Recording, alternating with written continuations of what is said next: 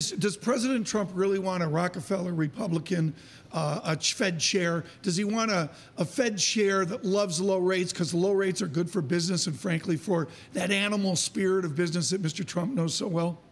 Quite frankly, I don't know the answer to that question. We certainly don't have Donald Trump talking in any clear and detailed way about what he wants from the next Fed chair. And to me, that's one of the uncertainties we face as we go down the road in the next few months. If he wants somebody who's going to be very strong on growth in terms of supporting it, Janet Yellen is as good a candidate as he would get. But he's not going to choose Janet Yellen.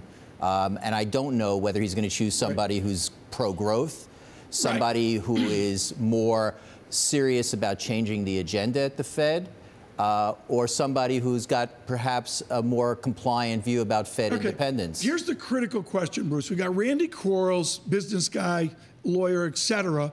Maybe we get Gary Cohn, Chairman Cohn of Goldman Sachs, Democrat, financier kind of guy. Where are the academic PhDs? Are we going back to a Fed that you and I read from Alan Meltzer in the Meltzer history books?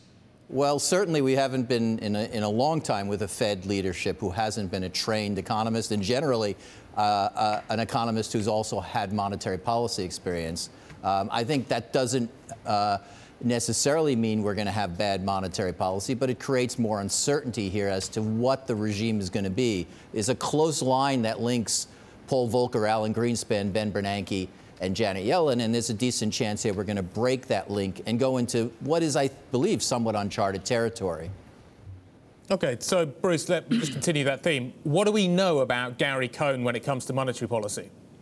Not very much. He doesn't have any experience in monetary policy. He hasn't talked about the issues. He's clearly experienced in financial markets. He's clearly someone who has experience as a manager, but he doesn't have any experience in this space, and we don't really know how he's going to perform. Recognizing, of course, that the Fed is not a one-man show. The Fed is a committee, and there's a lot of other people there who are well-trained and experienced in setting monetary policy.